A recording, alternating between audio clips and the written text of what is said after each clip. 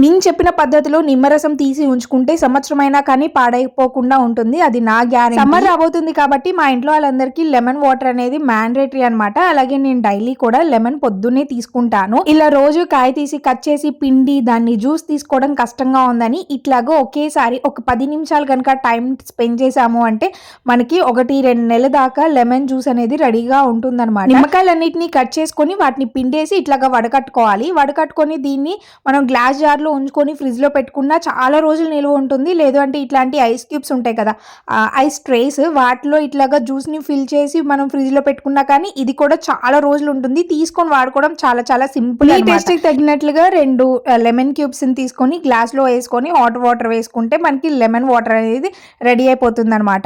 మీకు కనుక ఈ వీడియో నచ్చితే డెఫినెట్ గా లైక్ చేయండి, అలాగే ఉపయోగపడే వాళ్ళకి షేర్ చేయండి. చూసారా, ఇట్లాగా గ్లాస్ జార్ లో వేసుకొని ఫ్రిడ్జ్ లో పెట్టుకున్నా చాలా రోజులు మెయింటైన్ చేయవచ్చు.